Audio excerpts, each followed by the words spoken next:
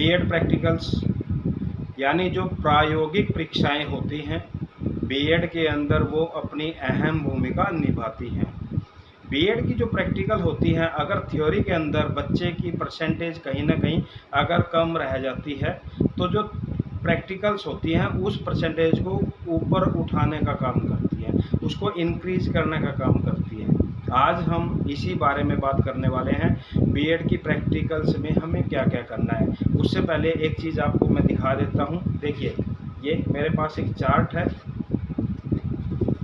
ये मेरे पास एक प्रोजेक्ट के पेज हैं, ये कलर्ड भी है, ये एक फोल्डर है और उसके बाद कुछ मेरे पास कलर्स हैं।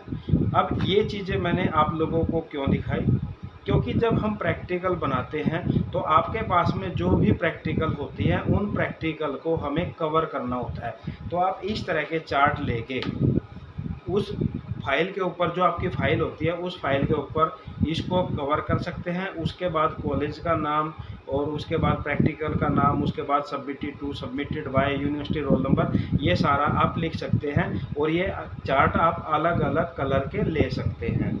उसके बाद जैसे हमारा प्रैक्टिकल का जो वर्क होता है वो कंप्लीट हो जाता है, उसको कॉलेज में जाके हमें चेक कराना होता है। चेक कराने के बाद में जब आपका फाइनल टीचिंग आता है, फाइनल प्रैक्टिकल डे आता है, उससे पहले आपको कुछ काम करना होता है। सबसे पहले क्या, आपको टॉपिक चूज करना पड़ता है, टॉपिक सेलेक्ट करना पड़ता है। टॉपिक को सेलेक्ट करने के बाद, जैसे मान लो आपके 2 टीचिंग सब्जेक्ट्स हैं तो दोनों के आपको 2 टीचिंग सब्जेक्ट के 2 अलग अलग टॉपिक आपको चूज़ करने पड़ेंगे, आपको सेलेक्ट करने पड़ेंगे, उनको तैयार करना पड़ेगा। और आपको जैसे आप ये कलर्ड शीट है या फिर आप ये सिंपल शीट है, इस तरह की शीट लेके और उसके ऊपर लेसन प्लान आपको लिखना होता है। लेसन प्लान का जो फॉर्मेट है वो मैंने अपनी वीडियो पहले बना रखी है, डिस्क्रिप्शन में डाल दूंगा। तो उसके बेस पे आपको फिर लेसन प्लान बनाना होता है और इस तरह का प्लास्टिक का जो फोल्डर होता है उसके अंदर आपको वो लेसन प्लान डालना है। और एक सब्जेक्ट का जब एक टॉपिक आप सेलेक्ट करोगे, उसका लेसन प्लान बनाओगे तो उसकी 2 हैंडमेड कॉपी बनानी है और 2 अलग अलग फोल्डर के अंदर आपने डालनी है। ये आपका फाइनल टीचिंग जिस दिन होता है उस दिन के लिए आपको काम करना होता है। उसके बाद में अगर आपके पास में अलग जो प्रैक्टिकल्स हैं, जैसे आपके पास में अंडरस्टैंडिंग द सेल्फ है, प्रैक्टिकल को पढ़िए, अच्छी तरह से तैयार कीजिए, उसके अंदर जो इम्पोर्टेंट क्वेश्चन बनते हैं उनको पढ़िए और पढ़ने के बाद उसका वाइवा के लिए आपको जाना है। उसके बाद में आपके पास में जो दूसरे प्रैक्टिकल्स हैं, मान लो जैसे आईसीटी का है, आईसीटी का जो प्रैक्टिकल होता है वो कंप्यूटर लैब में होता है और उसके अंदर आपको एक डीवीडी के अंदर एक रिज्यूम डालना होता है, एक बच्चों का रिजल्ट बना के डालना होता है और कोई भी मान लो क्वेश्चन पेपर डालना होता है। और अलग अलग कॉलेज का थोड़ा पैटर्न ये अलग अलग हो सकता है भाई डीवीडी के अंदर क्या डालना। तो इस तरह से जो आईसीटी की फाइल है उसके अंदर आपको ये वर्क करना पड़ता है। उसके बाद रीडिंग एंड रिफ्लेक्टिंग वाली फाइल है, उसको अच्छी तरीके से पढ़िए, पढ़ने के बाद वाइवा के लिए आप चले जाइए। उसके बाद अगर देखा जाए तो आपकी जो ड्रामा वाली फाइल होती है, ड्रामा वाली फाइल के अंदर आपको क्या करना है, ब्लैंक चार्ट लेके आना है, कलर लेके आने हैं।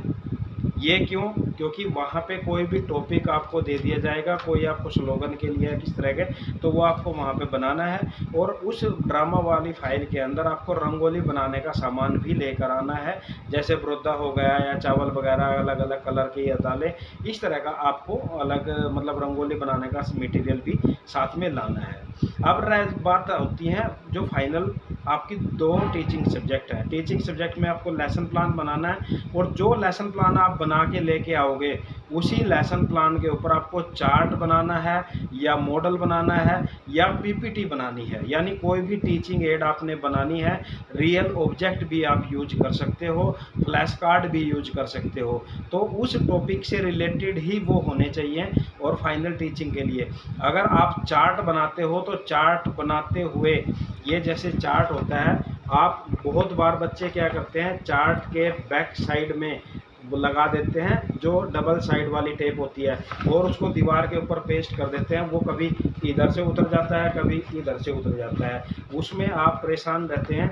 इसका सबसे बढ़िया तरीका क्या है, यहाँ पे कोई लकड़ी की आप मतलब थोड़ी भारी लकड़ी की कोई स्ट्रिप लगाइए और यहाँ पे टैग लगा दीजिए बीच में, और ऐसे ही नीचे भी आपको क्या करना है, लकड़ी की स्ट्रिप लगाना है, ताकि चार्ट आपका हैंगिंग चार्ट बन जाए और आपको पढ़ाते हुए कोई भी प्रॉब्लम ना आए। तो इस तरीके से चार्ट आपने यूज करके लेके आना है। और जब फाइनल टीचिंग होती है, फाइनल टीचिंग वाले दिन आपको अपना पूरा मटेरियल चेक किया हुआ टीचर्स के द्वारा, और उसके ऊपर जो प्रिंसिपल है उसकी स्टैंप लगी हो, और आपको फिर प्रैक्टिकल वाले दिन कॉलेज में लेके आना है। अच्छी परफॉर्मेंस और अच्छी ड्रेस का भी ध्यान रखना है। इन चीज़ों का अगर आप ध्यान रखते हो तो आपके मार्क्स नहीं काटे जाएंगे। और दूसरी बात और आपने ध्यान में रखनी है, आपको जो समय दिया गया है उस समय पे पहुंचने की पूरी कोशिश करनी है। और जो भी कॉलेज के अंदर अध्यापक है, टीचर्स हैं, जैसा वो बताते हैं वैसा आपको करने की कोशिश करनी है। अगर आप इन चीज़ों को ध्यान में रखते हैं, इन चीज़ों को ध्यान में करते हैं, अगर आप इनको फॉलो करते हैं तो डेफिनेटली आप अच्छे मार्क्स लेकर आएंगे। और प्रैक्टिकल वाले दिन अपने टीचर्स के अकॉर्डिंग जो भी आपको रूम मिलता है उस रूम के अंदर टीचिंग करनी है। टीचिंग के लिए सबसे पहले आपके पास में लेसन प्लान होना चाहिए, लेसन प्लान वाली कॉपी होनी चाहिए, और उसके बाद अपना पॉइंटर, डस्टर और चौक होना चाहिए। जैसे ही आप एंट्री करते हो, एंट्री पे जो बोर्ड के ऊपर जो इंफॉर्मेशन होती है, यूनिवर्सिटी रोल नंबर है या क्लास है या आपका टॉपिक है या आपका सब्जेक्ट है, वो सबसे पहले आपको लिखना है। टॉपिक नहीं लिखना, टॉपिक लिखना है पीके टेस्टिंग के बाद। और उसके बाद अपनी रियल टीचिंग करनी है, जैसे रियल टीचिंग होती है।